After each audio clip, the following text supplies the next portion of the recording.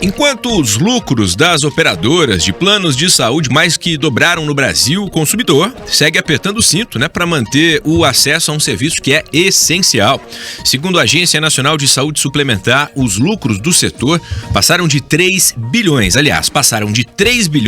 para quase 7 bi apenas em um ano, um aumento de 122%. Bom, em meio a essa realidade surge sempre uma dúvida, O que justifica alguns reajustes dos planos?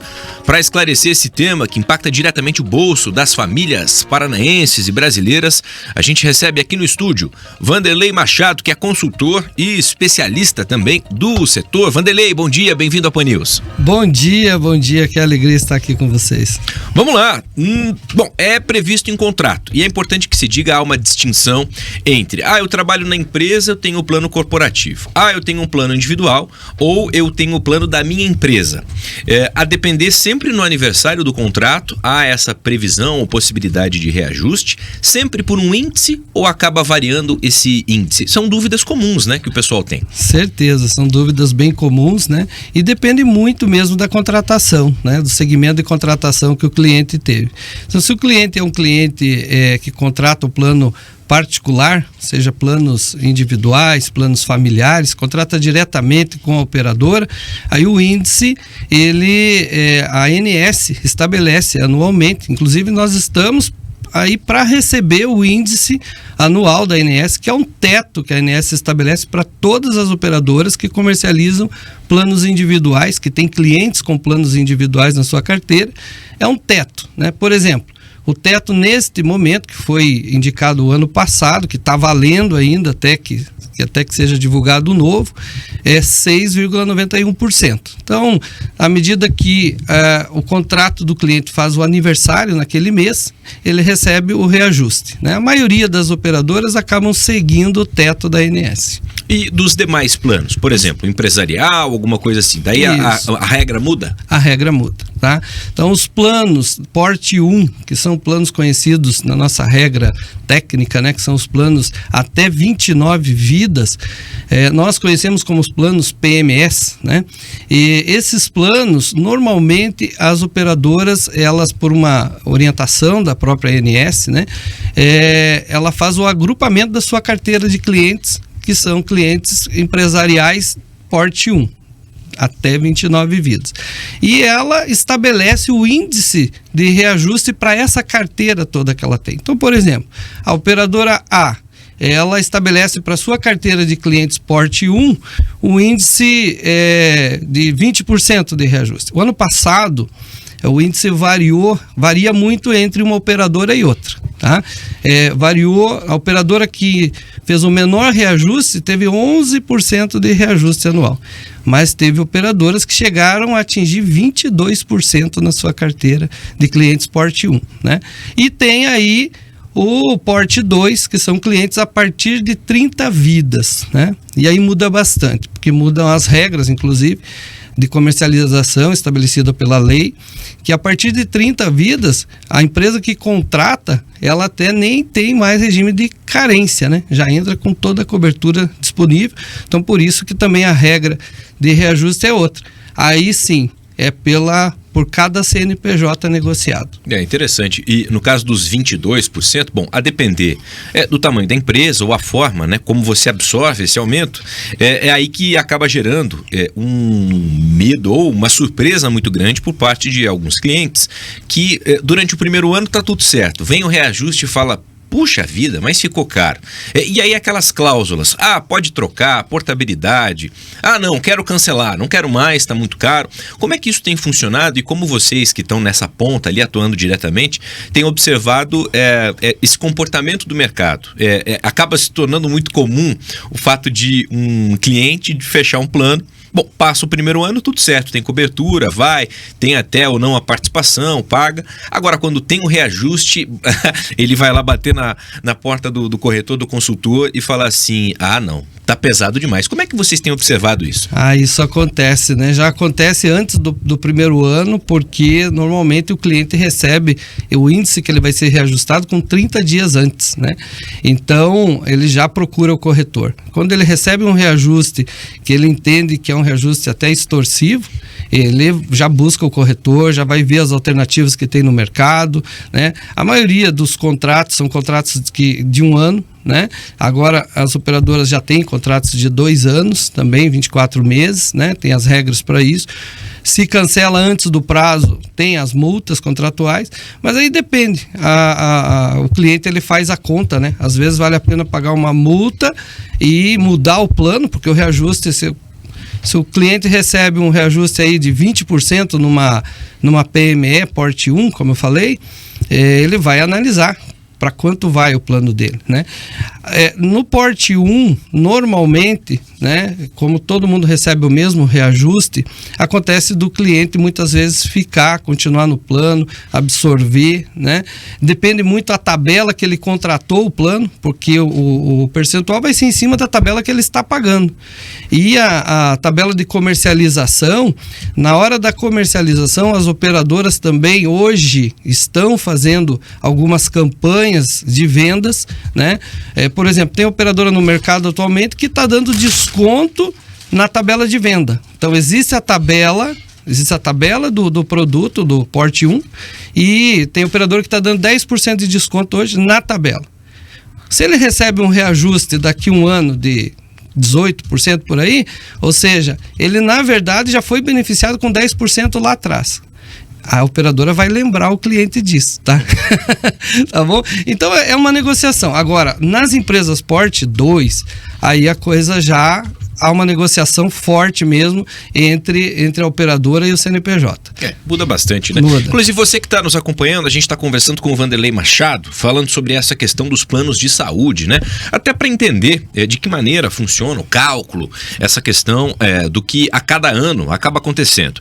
Se você tiver alguma dúvida, pergunta, mande para a gente através da nossa live no YouTube, Jovem Pan, Grupo RIC, ou pode mandar também no nosso WhatsApp, o 419-8418-1071, 98418-1071.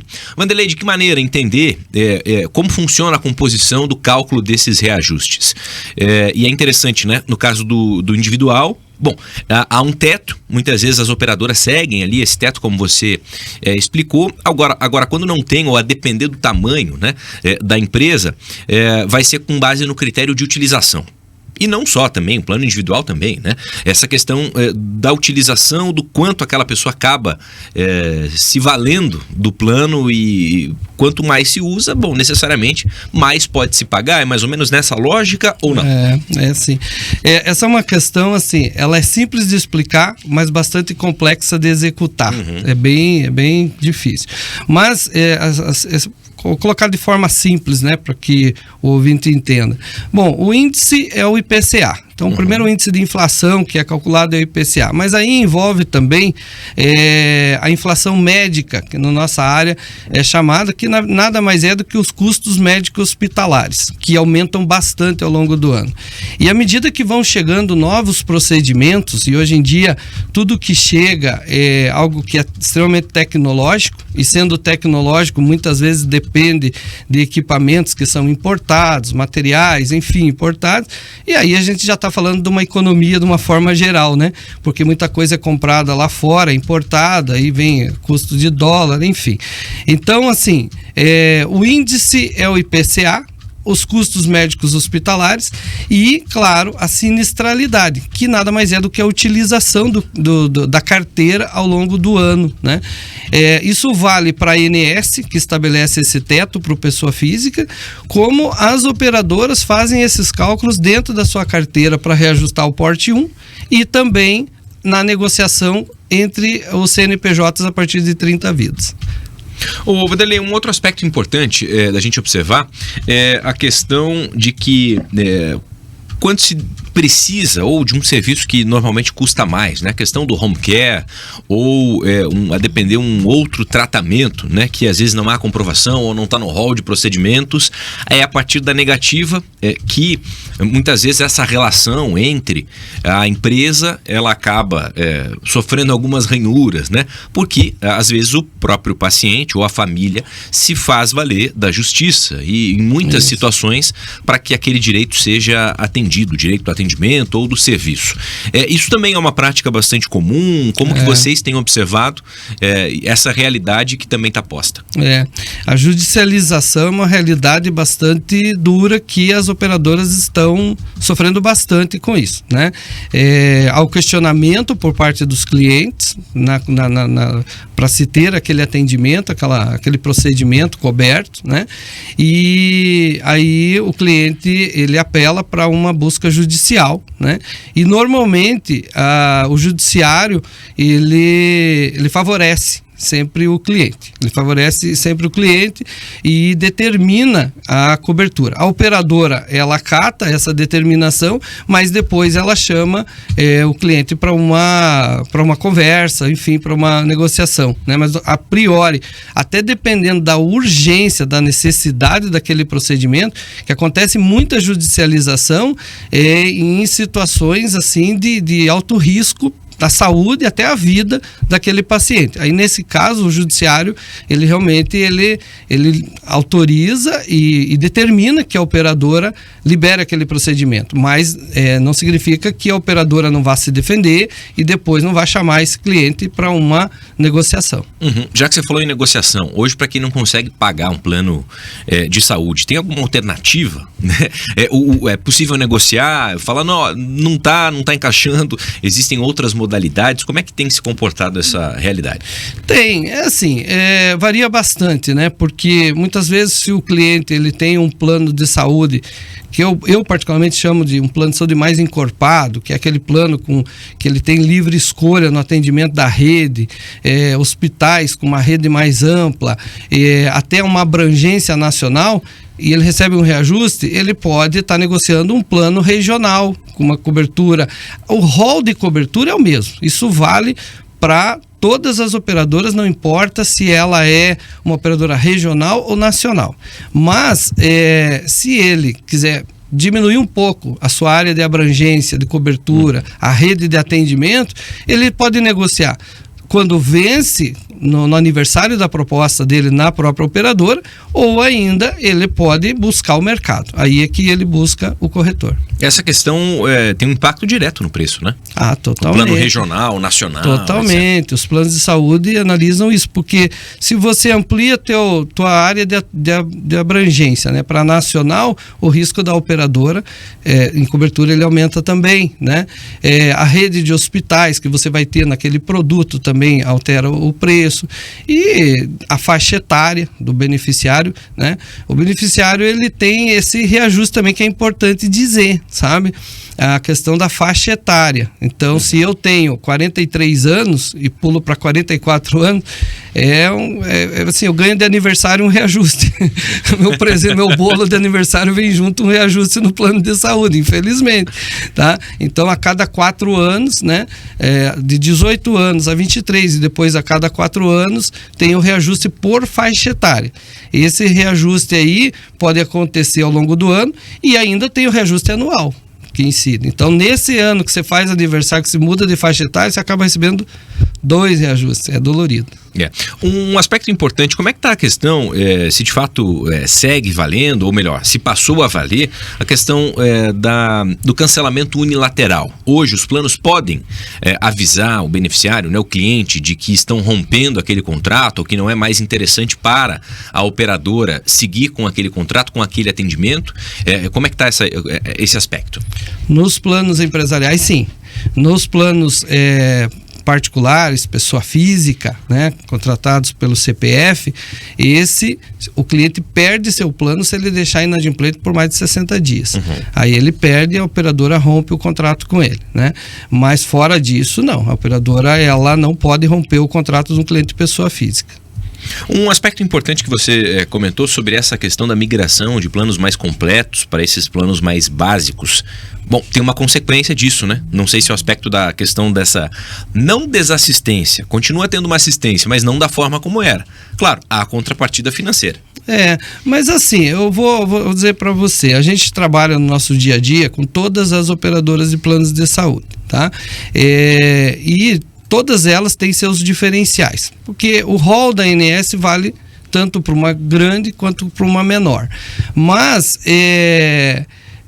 todas elas cumprem a legislação. Aí, cada uma tem seu sistema de liberação de atendimento, cada uma tem suas regras internas e tudo mais, mas todas elas vão cumprir o rol. Nenhuma delas vai deixar o cliente sem assistência. E tem funcionado muito bem, né? Então, aqueles clientes que, porventura, entendo que a operadora não está cumprindo o seu papel, ele também tem mecanismos hoje de reclamação muito acessíveis.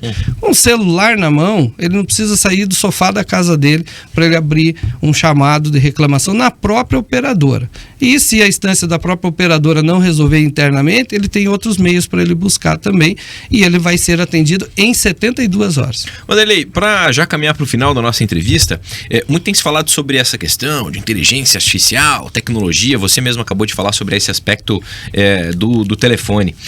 De que maneira o próprio setor tem visto, né, a implementação dessas ferramentas para facilitar os dois lados, tanto as operadoras, né, de planos de saúde, como até mesmo o cliente, transparência, redução de custo? A gente consegue visualizar aí um futuro, um cenário interessante? Isso aí realmente eu vejo que é a grande mudança no setor que nós vamos viver. Nós já estamos vivendo ela com uma velocidade muito grande. Eu vou dizer para vocês assim, eu tenho hoje uma experiência, eu trabalho com planos de saúde desde 1993, então eu tenho já uma cancha boa aí no segmento. Mas eu não sei dizer para vocês como é que vai ser a venda de plano de saúde daqui a 2 anos. Tal é a velocidade da tecnologia. As transformações. Né? As transformações e tudo mais, não sei dizer. Como não imaginava, após pandemia, a aceleração que nós tivemos, né, nas vendas de plano de saúde. Para você ter uma ideia, até a pandemia, a maioria das operadoras, a venda era no tete-a-tete, no papel. O vendedor tinha que ir lá visitar o cliente, colher assinatura e conversar com o cliente. Existia até um humanismo muito maior, né? Vendedores antigos gostam muito desse tete-a-tete até hoje. E hoje, a maioria das vendas são realizadas todas online. Então, a IA vem, está aí, é realidade. Isso faz com que as informações para os clientes, elas estejam no momento que ele quiser. Então, se eu quiser uma informação, tudo que eu estou falando aqui para vocês está ali, é só buscar que você tenha a informação na ponta, na hora. E a IA vem para dar essa velocidade ainda maior, né? E a credibilidade, o acesso. Quem trabalha sério não vai ter problema, não. Com certeza. Wanderley Machado, consultor, especialista na área, falando sobre essa questão dos planos de saúde. Quando que deve sair o martelo batido do reajuste? Eles até estavam comentando há pouco. Normalmente o prazo é o mês de maio, né? Já passou um pouquinho. Ano passado eles também atrasaram um pouquinho e soltaram, se eu não me engano, em junho, o início de julho. São negociações que estão sendo feitas, eu acredito isso, não tô lá junto com eles para conhecer esses bastidores aí, mas certamente a ANS está tendo bastante trabalho para chegar nesse índice e está negociando bastante com as associações das operadoras de plano de saúde, com as próprias operadoras, está negociando, né? Então, está todo mundo sob uma pressão muito grande, porque nós estamos vivendo um momento da nossa economia que a inflação está alta, né? A Selic está nas alturas, né? Então, tudo isso influencia o setor. Então, deve sair agora, na minha opinião, acho que sai no máximo até o final do mês de junho aí, sai esse índice. Oremos, né? Seguimos na torcida. Wanderley, para quem ficou interessado nessa nossa conversa, quer encontrar mais conteúdo e até acompanhar, né, bater um papo contigo, fique à vontade para deixar teus canais de comunicação, rede social e tudo mais. O contato nosso lá é no 3888.000, né? Pode falar o nome da empresa? Pode, claro. É Alcross Corretora, né? Hoje nós temos várias unidades aqui em Curitiba e até no Brasil, né? São 59 unidades da corretora no Brasil. Nossos corretores estão espalhados aí por todo o território nacional e vocês podem nos buscar através aí de todos os meios que a gente tem aí para atendê-los. Tá aí, Vanderlei Machado, conversando conosco aqui no Pan News Curitiba. Obrigado pelo papo. Eu que agradeço a oportunidade. Bom dia a todos. Bom dia, sempre à disposição. 10h53.